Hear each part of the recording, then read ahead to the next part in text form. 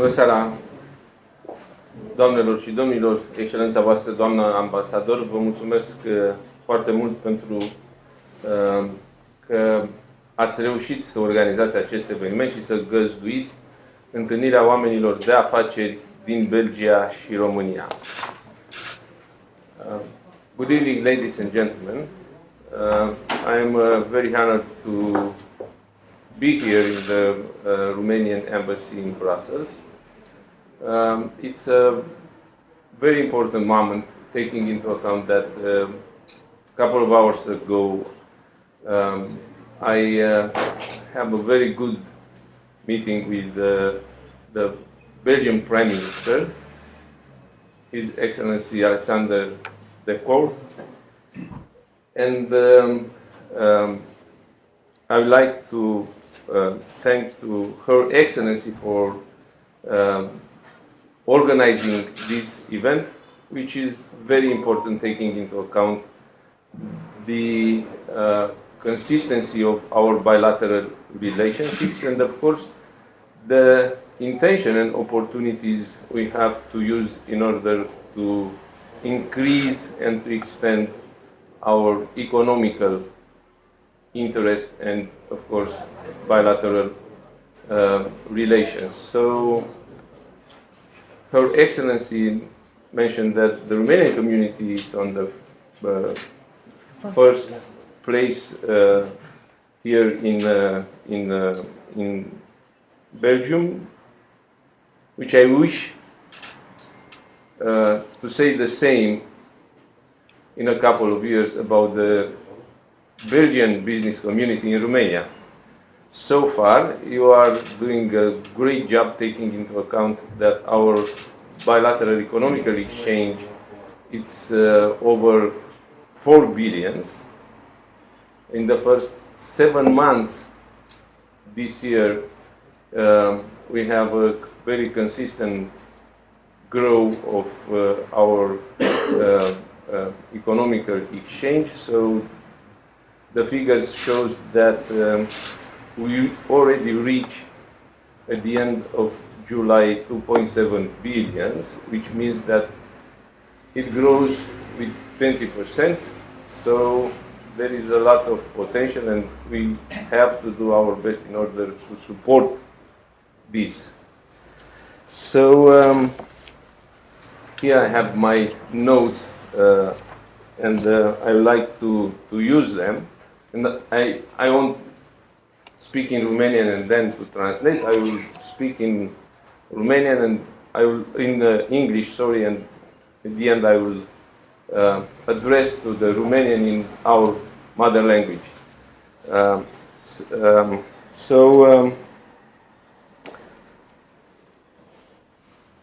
I already mentioned the figures. Of course, our ambassador also is very proud to share these figures with everybody, taking into account the interest which is already publicly sustained by our governments in developing our bilateral relationships. And I will let you know that my first official link with the Belgian government was in Bucharest in April, when the Prime Minister came to Bucharest, and then we go together to visit the Belgian soldiers. And I would like again publicly to thank again for the Belgian commitment to the NATO battle group. So together with the French soldiers and Dutch soldiers, they are strengthening the NATO presence on the eastern flank, which shows a lot of allies' commitment to increase deterrence and defense posture in our country. So this shows how much the Black Sea it's getting more relevance in the actual security context, and I would say even in the economical context, because we have to recognize that this security context, the war, the illegal war started by Russia in Ukraine, is provoking a lot of economical effects, and we all have to be able to cope with and to see how we can find the right solutions in order to diminish as much as possible those effects. So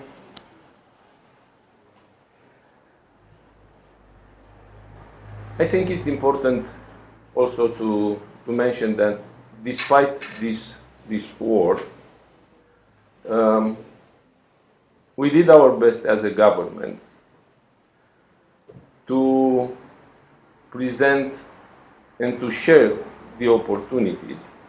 You know, always with the crisis are coming opportunities as well, so we were able to present and to share all these opportunities offered by Romania to the investors, and the government itself is a very pro-business government, and it's supporting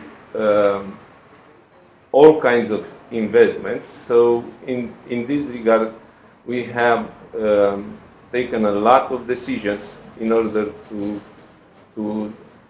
set the foundation, the legal foundation, to attract more investors and to have our own contribution to this endeavor. So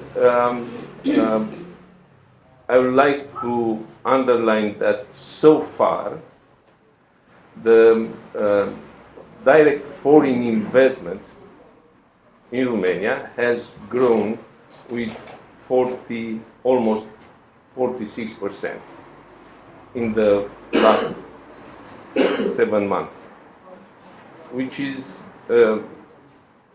very important, which shows that investors trust in our business framework, and it's also a consequence related to our decision and support to all those businesses which were relocated from Russia, from Belarus, even temporarily from Ukraine to Romania. So I think we have to continue to do that. And in front of you, I will say that it's for the first time when the Romanian government has allocated the biggest amount from our own budget for investments, about 18 billion euros.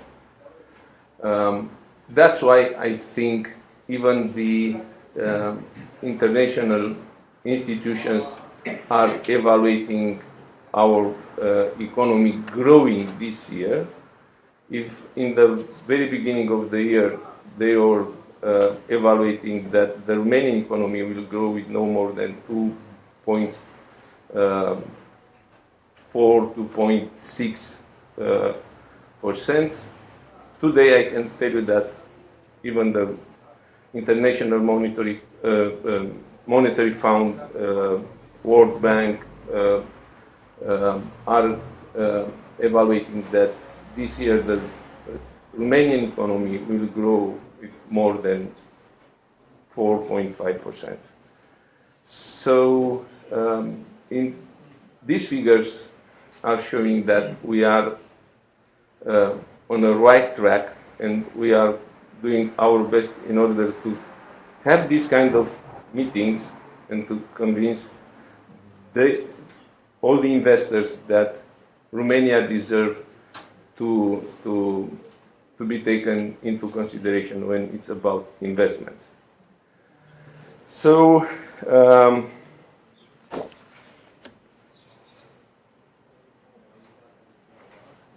We did that because we have committed ourselves through the NRRP.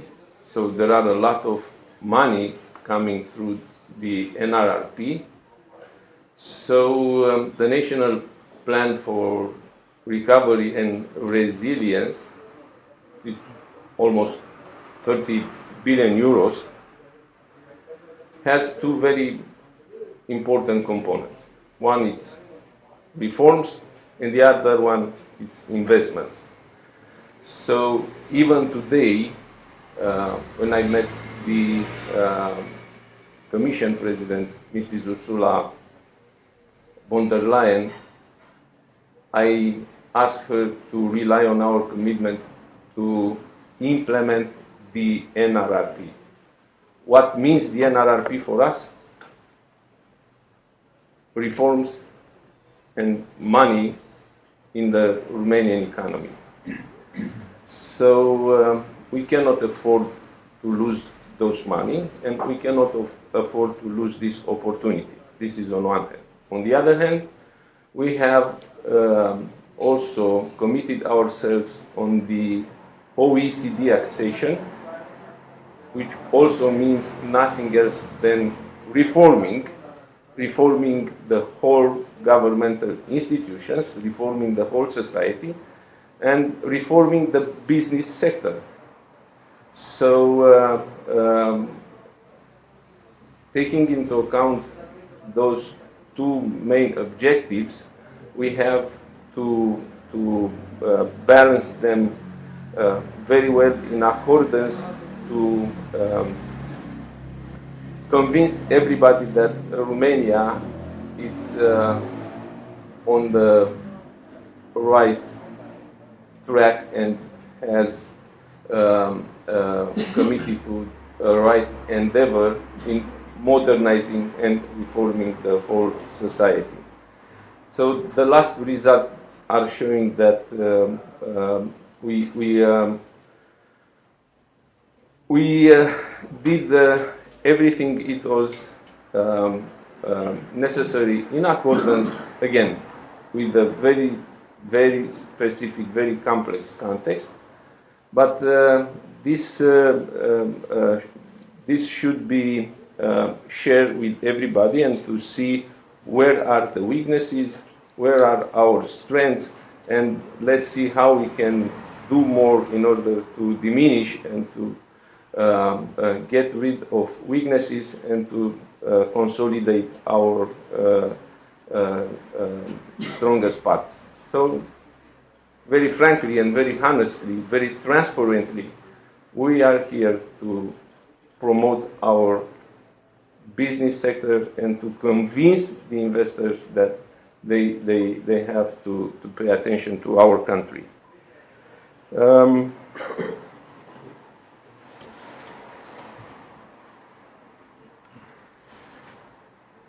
Here we have to also mention that in this very difficult context, one of the issues which is concerning everybody is energy. So when I mention energy, I'm speaking about gas and electricity. So Romania is one of the country in the eastern flank which has its own capacity to produce electricity, and it's also having its own gas resources. I will let you know that we are producing from our own resources 90% from the national gas requirements. So we need to import no more than 10%. We were at 80%, but starting this summer, in the end of June, we have started our offshore exploitation in the Black Sea. So Black Sea oil and gas, it's delivering 3 BCM, no BCM, it's 3 million cubic meters per day. So almost 1 BCM per year. So we have to continue to invest in those capacities, and we did our best as a government, as a coalition, to pass the offshore law, and now there are investors which are looking on how they can be part of this endeavor. On electricity, we are importing not more than 2 tera per year, which means that if we have to respect the EU Commission requirement to decrease the consumption 15%, we will be almost there. I mean, we won't need too much imports. However, in this context, we need to show our solidarity, and we have to be part of all the decisions taken within EU. And of course, if we are looking around us to all our neighboring countries, we will see that we can share in sense of providing gas and electricity to neighboring countries. We cannot get more from our neighbors, and here we have to consider that Ukraine now is very affected, and the Russians are, you are very well informed, the Russians are striking all their energy capacities. They were a country which export electricity. Now they cut off all their exports. Gas is not passing Ukraine anymore, so we have to be able to share what we have with all our neighboring countries. So I mentioned that because I want to let you not be aware to not have enough energy in our country if you want to invest in these sectors.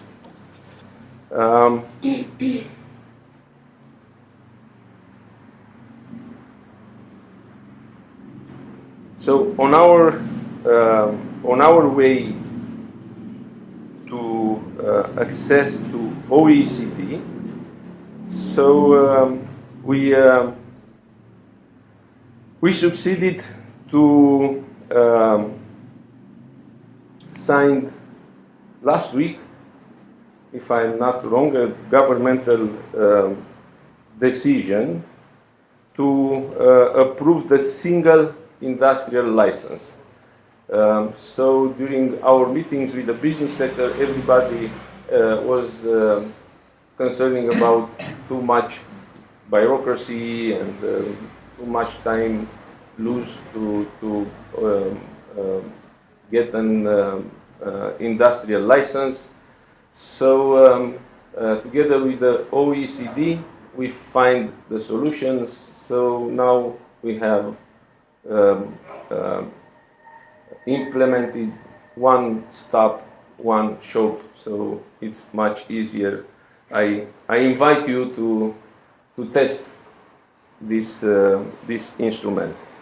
So we will do our best also to simplify all these instruments, and the government is working very closely with the OECD staff in order to reach all those standards, and very soon we'll have all these instruments available.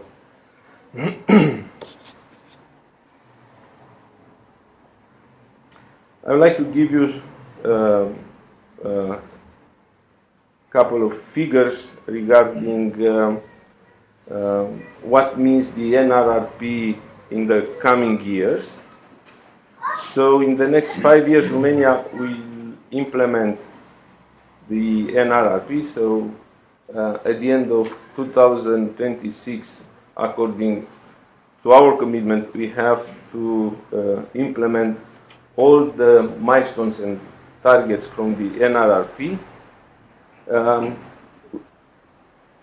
Those will support the enabling of crucial reforms and investments in key areas for economic growth, with a budget of 29.2 billion. The biggest pillar is dedicated to the green transition, approximately 57%, with focus on the development of transport infrastructure, the energy renovation of buildings, and waste management facilitation. Another important pillar is digitalization, with approximately 21% allocated for creating a governmental cloud infrastructure and an e-health system, among others. Then 0.8% are allocated as support for the private sector and research projects, including an aid scheme for the digitalization of small-medium enterprises. A venture capital fund for recovery and financial instruments for climate action. So I do believe that all these figures are very interesting for all of you. We also have a couple of state aid schemes available for investors, such as state aid scheme regarding the granting of grants for investments intended for the manufacturing industry. Second one, supporting investments that promote regional development by creating jobs. One of the projects that equity funds from Belgium can apply for is Romania's Recovery Equity Fund of Funds. It is a financial instrument managed by the Equity Investments Fund on behalf of Romania, a fund of funds, and represents part of our resilience plan with an application of 400 million euros.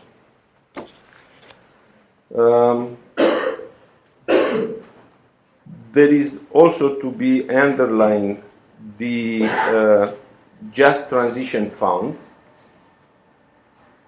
This is a new instrument of the cohesion policy for the framework 2021-2027 in the context of the European Green Deal aiming at achieving EU climate neutrality by 2050. Romania has 6 counties that are beneficiaries of the Just Transition Fund. For the Romanians present here, I will nominate them. It's Gorj, Dolj, Hunedoara, Galați, Prahova și Mureș. So I invite you to look at it because it's very important and it's very encouraging.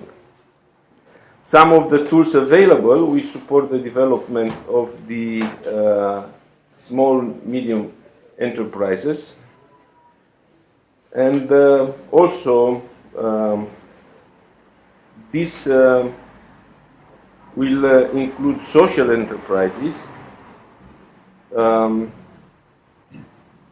including through technology transfer, women and youth entrepreneurship, and business development, including through incubators, business accelerators, industrial parks, and other business support structures.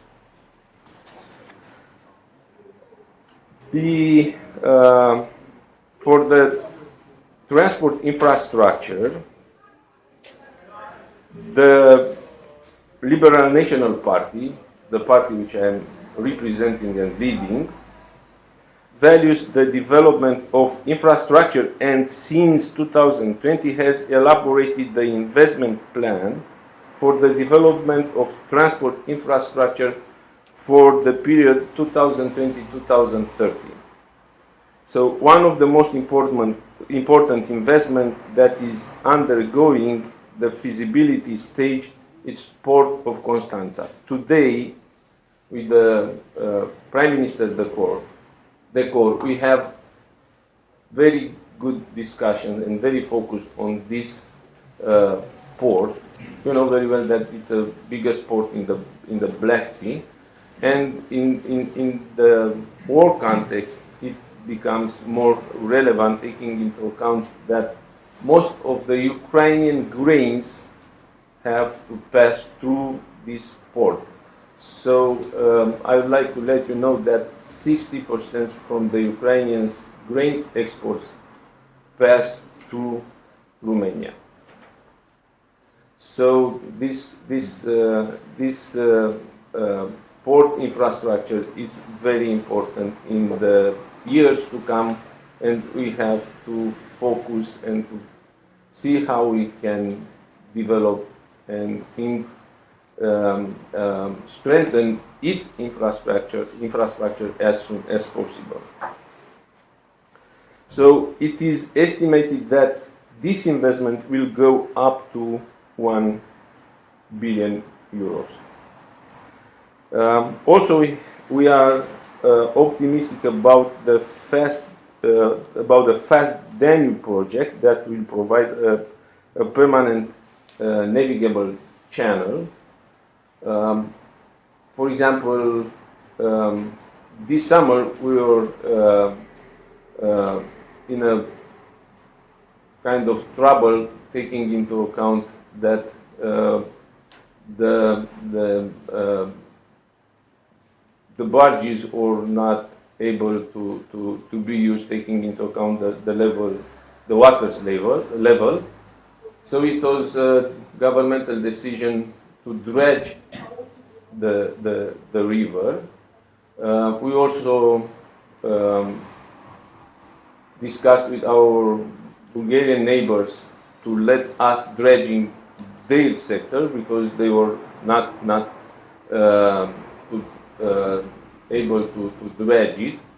So within the Commission, it's this project named Fast Danube, and the relevance of this project is to get the Danube River navigable the whole year, 365 days, which is very much, I would say, complementing the relevance of Port of Constanța, because you can bring a lot of stuff in or out from Port of Constanța using the Danube River. So it's already tasted that from Port of Constanța you can deliver goods through the Danube River all the way up to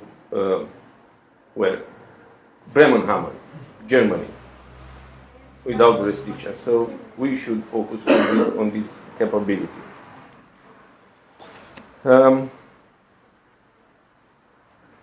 Now, let me switch to Romanian, because I want to have a specific message for the Romanian business sector. And so it's not something which is different that I mentioned, but it's more specific for our Romanians which are present here.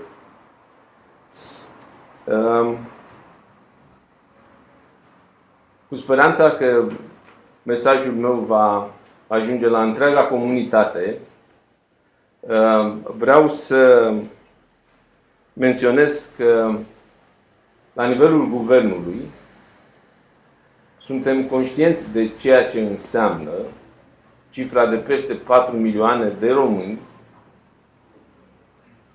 profesioniști în diverse domenii, profesioniști cu înaltă calificare, ce își desfășoară activitatea în afara țării noastre. Și susțin atât economiile din țările unde își desfășoară activitatea, dar susțin și România, pentru că parte dintre ei au o contribuție semnificativă la ceea ce înseamnă economia românească. Și vă spun că este absolut admirabil și în același timp ne determină să fim mândri atunci când ne întâlnim cu oficiali ai statelor partenere care vin și ne spun de câți români de înaltă ținută profesională întâlnesc în țările lor, cât de mult apreciază comunitatea românească și este o datorie, o responsabilitate a noastră să facem în așa fel încât de la nivelul Guvernului României să oferim posibilitatea ca oamenii de afaceri, românii care își desfășoară activitatea în alte țări, să poată să beneficieze și de ceea ce Guvernul României poate să asigure în sprijinul și în dezvoltarea afacerilor pe care ei le dețin. Anul acesta am inițiat măsuri concrete pentru a-i convinge pe cetățenii români că merită să-și întoarcă atenția către țara natală, că merită să se întoarcă acasă. Guvernul a pus la dispoziție un program finanțat cu 40 de milioane de euro pentru 1000 de firme din diaspora care sunt conduse de români. Aș vrea de asemenea să menționez că prin PNRR, Guvernul a alocat 168 de milioane de euro pentru a atrage specialiști de înalt nivel în cercetare. Am discutat cercetare, dezvoltare și inovare. Am discutat, cred că la finele săptămânii trecute, la începutul acestei săptămâni, luni, cu ministrul digitalizării, despre componenta pe care o rezervăm în planul nostru de cercetare-dezvoltare specialiștilor din domeniul cercetării care își desfășoară activitatea în străinătate. Și vorbim despre aceste 168 de milioane pentru că acest program poate fi accesat până la data de 15 noiembrie și am făcut o trecere în revistă a ceea ce s-a realizat până acum și plafonul maxim pentru un proiect este de 1,5 milioane de euro pentru 3 ani de zile. Deci este un program prin care ne dorim foarte mult ca cercetătorii români din străinătate să acceseze și să vină și să fie parte la tot ceea ce noi încercăm să facem acum, în condițiile în care, trebuie să recunoaștem, cercetarea și dezvoltarea din România nu sunt tocmai în cea mai bună stare, pentru că, din păcate, în bugetul trecut am avut o alocare de 0,17% pentru domeniul cercetării. Am analizat și am putut să ajungem la concluzia că și de-am veni acum cu 1%, nu există cadru care să asigure cheltuirea acestor bani și mai este încă o condiție, cheltuirea aceasta să nu se facă pe hârtii și dosare, ci să se facă pe elemente practice care să aibă impact și să producă plus valoare prin aplicarea lor ulterior în economie. Ca atare, pentru anul viitor, bugetul va fi cel puțin de dublu, dacă nu triplu. Intenția este să avem o imagine cât mai reală a ceea ce se poate face și ușor să începem să asigurăm atenția cuvenită domeniului cercetării și dezvoltării, pentru că îl vedem ca fiind singura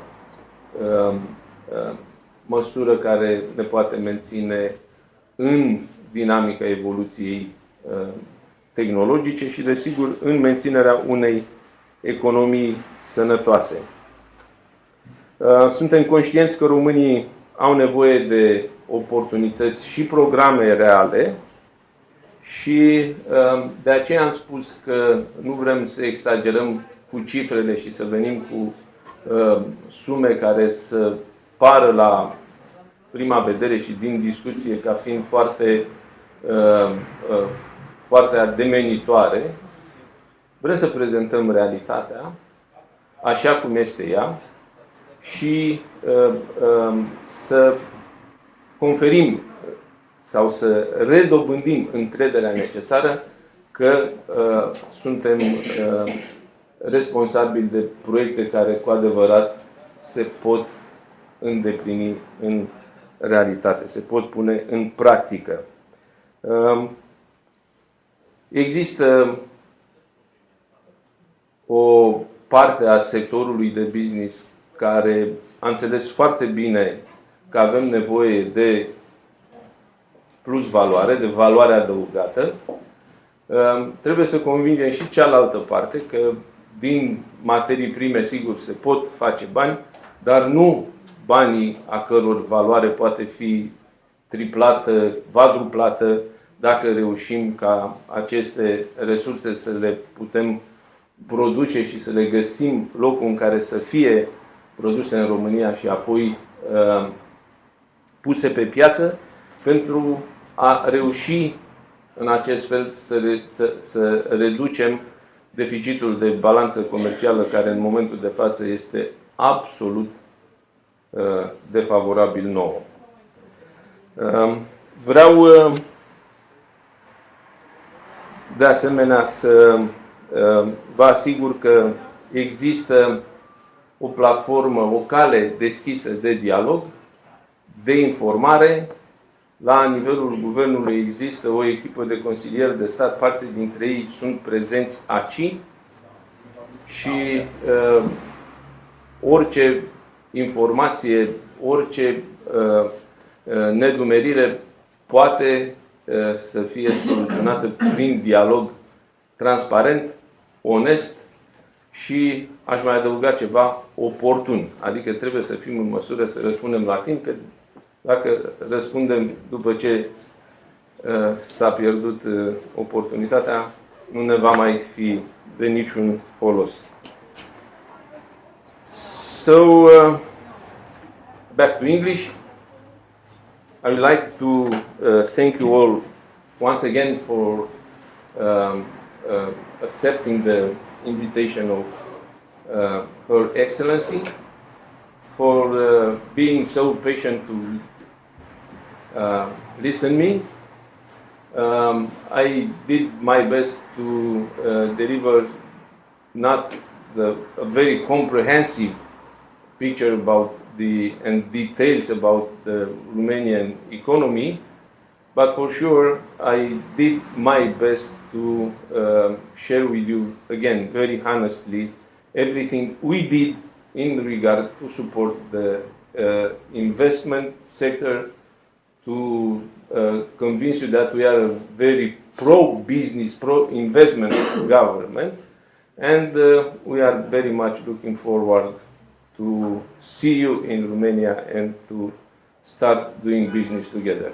Thank you very much, and I applaud you all for everything you did and you are doing in regard of strengthening our bilateral relationships. Thank you very much.